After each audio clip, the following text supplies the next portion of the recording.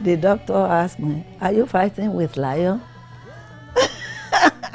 Why do you get this in your cheeks? Are you fighting with lion?" I said, "Oh, that is a tribal mark."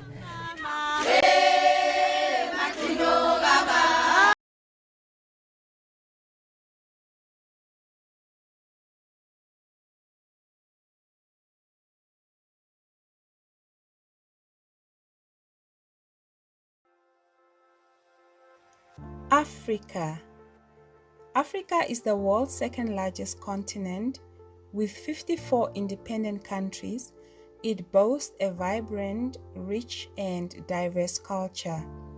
There are about 3,000 tribes on the continent who practice various indigenous forms of what is widely known today as body modification. Hello besties, and welcome to another video on African history, perception and culture. This video has been a collaboration with the channel Civics Africa on the subject of body modification in Africa, attempting to explore the roots of this fading indigenous practice. If you are still watching till this point, be sure to like the video and subscribe for more. In layman's terms, body modification are the changes made to the human body by inflicting permanent or temporary condition for reasons such as beauty, folk medicine, aesthetics, and tradition. In various parts of Africa, body modification has different native names. So you can imagine that with about 3,000 unique tribes, how diverse this subject truly is. It is a century-old practice done by indigenous African people who use methods such as scarification, tattooing, branding, painting, and burning to create physical identifiable features on the human body. You might want to know why our ancestors did it.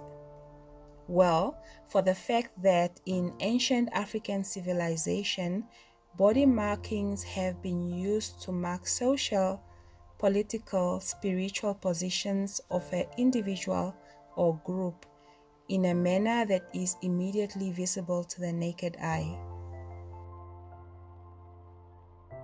I'm proud of it because anywhere I go and I see my family, I know that what side have you come from?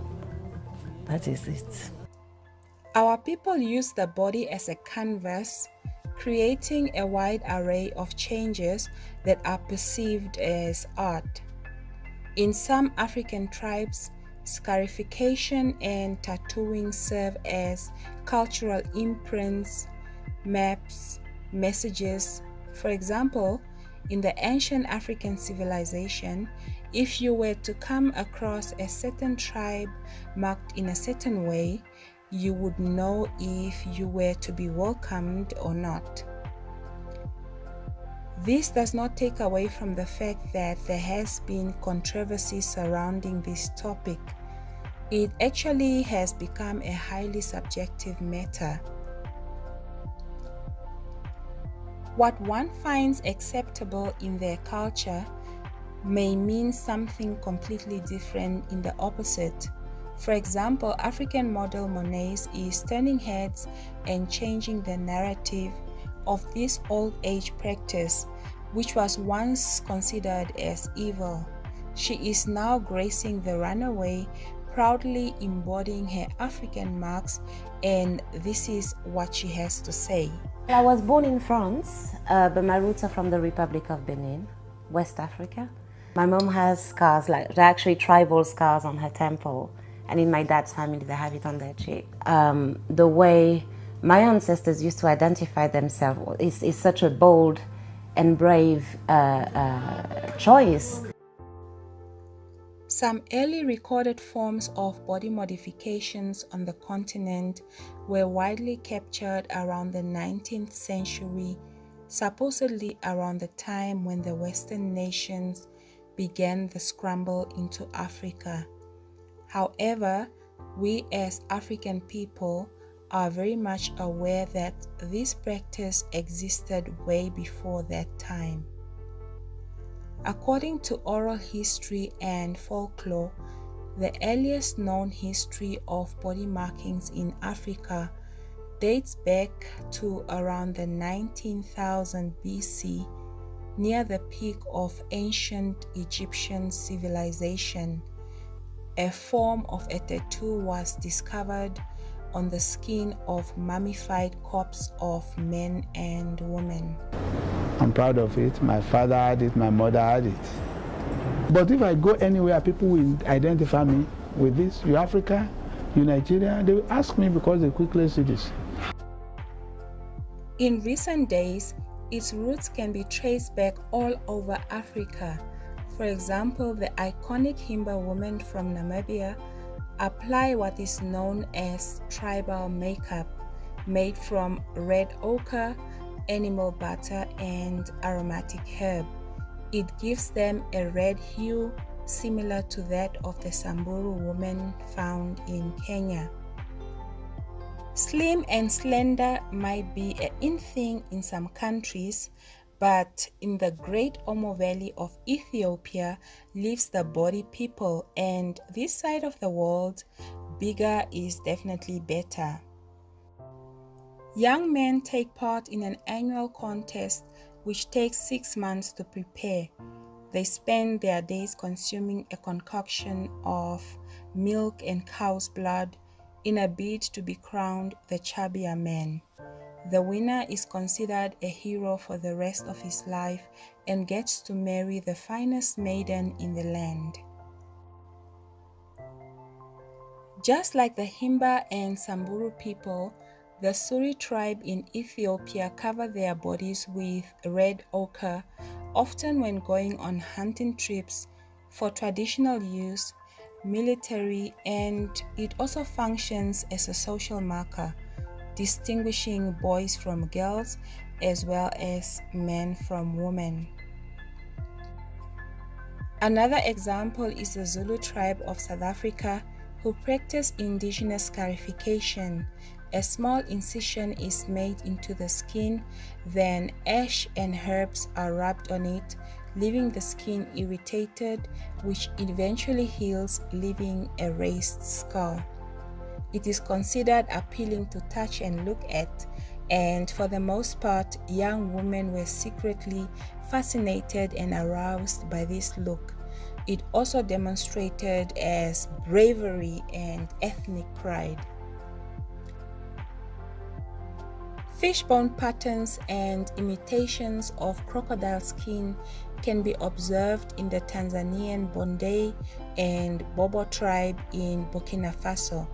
The crocodile is considered as a sacred animal amongst these people.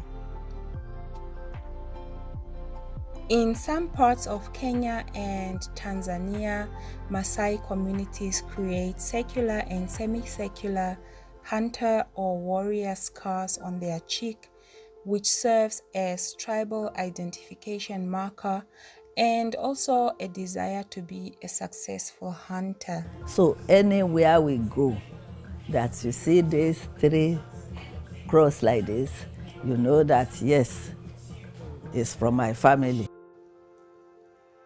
Typical for the Bantu Tonga tribes in Zambia, Malawi, and Zimbabwe, long keloid scars reaching from one eyebrow to the other is made to achieve an appearance of a buffalo, which demonstrates an act of decisiveness.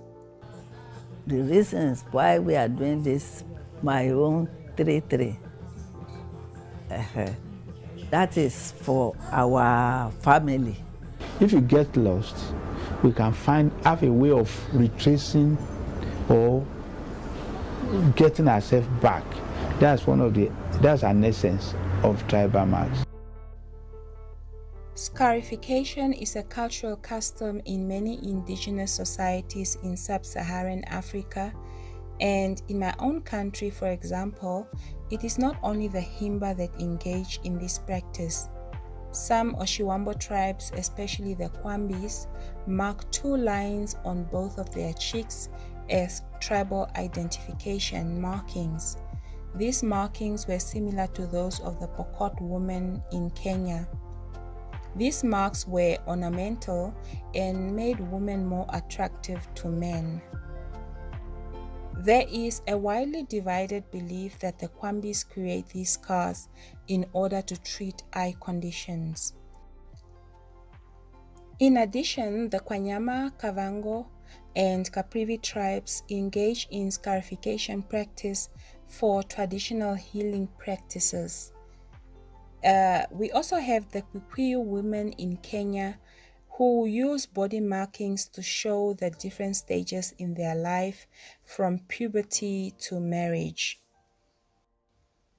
Despite the pressure of modern world, some of our people refuse to give up on this way of life, citing, "I'm not going to exchange this one for a clean cheek like yours."